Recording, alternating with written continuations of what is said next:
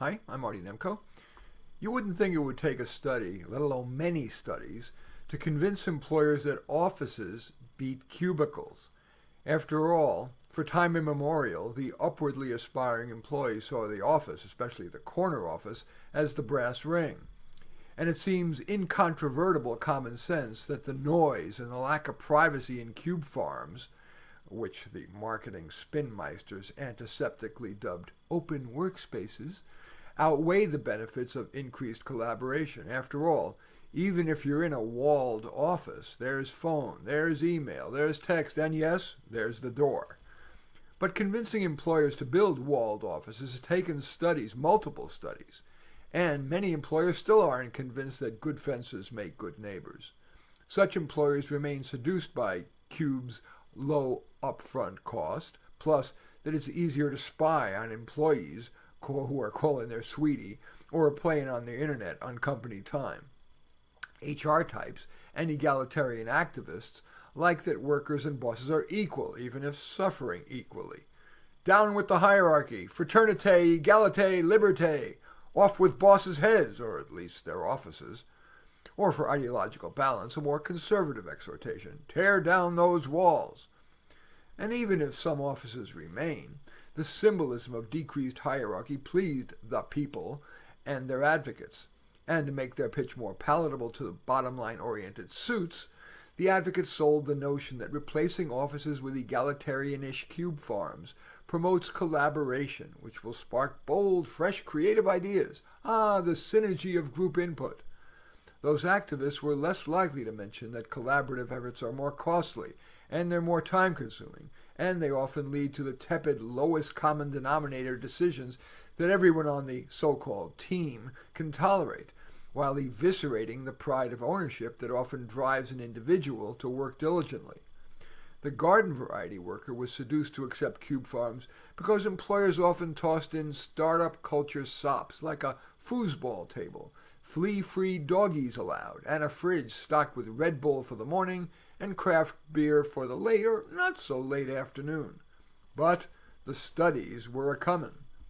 A University of Sydney study made 42,764 observations at 303 office buildings. For all that cost, they found what I could have told them for free. That private offices had the highest satisfaction rate, and open workspaces, fully open workspaces, the lowest. The biggest complaint, again, no surprise, the noise in open workspaces. More surprising, satisfaction with what they called ease of interaction was no higher in open workspaces than with private offices. Just a few months ago, a Harvard study found that face-to-face time decreased by 70% in open workspaces, with email use increasing by 1/3. That's because many people crave getting away from all that interaction. Georgetown professor and author of the book Deep Work, his name is Cal Newport, he wrote, quote, "To make these numbers concrete, in the 15 days before the company's office redesign, participants accumulated an average of 5.8 hours of face-to-face interaction per person per day.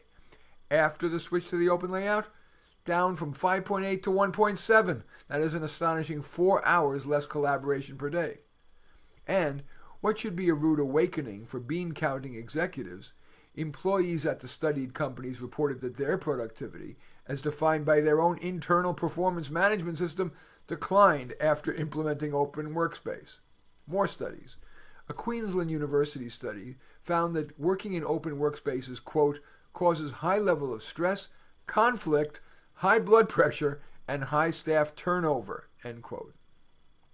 A study in the Journal of Environmental Psychology found enclosed private offices clearly outperformed open plan layouts in most aspects of indoor environmental quality, particularly in acoustics, privacy, and proxemics. Proxemics refers to the amount of space a person needs to feel comfortable.